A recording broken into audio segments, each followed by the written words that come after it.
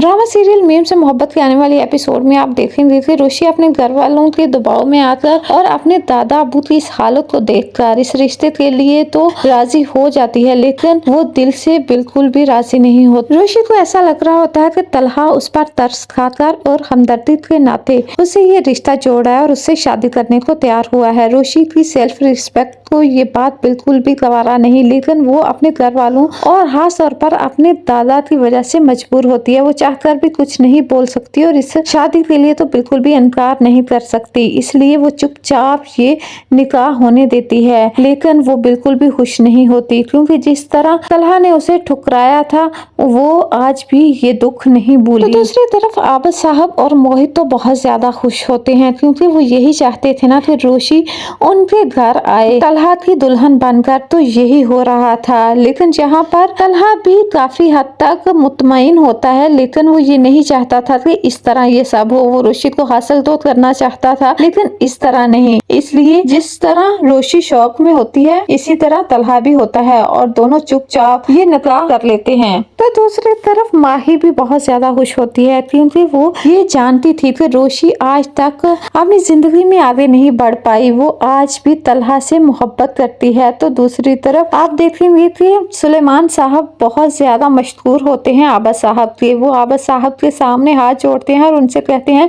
कि वो उनके बहुत ज्यादा एहसानमंद हैं। अगर आज उन्होंने आगे बढ़कर उनको सहारा ना दिया होता तो उनकी बेटी का क्या होता। यहाँ पर आबद साहब सुलेमान साहब को कहते हैं कि आप मुझे शर्मिंदा कर रहे हैं। रोशी जिस तरह आपकी बेटी है, मेरी भी बेटी है और मुझे तो रोशी बहुत ज्यादा प्यारी है। मैं तो पहले ही रोशी को अपने घर की बहू बनाना चाहता था। एहसान मैंने नहीं बल्कि आपने किया, जो आपने अपनी चुलबुली फूल सी बेटी को हमारे घर की रौनक बना दिया। और मैं आपसे वादा करता हूँ और आपको यकीन दिलाता हूँ कि रोशी मेरे घर में बहुत खुश रहेगी।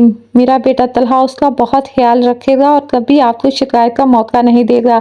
आपको कभी भी अपने फैसले पर कोई शर्मिंदगी नहीं होगी और ना ही पछतावा होगा।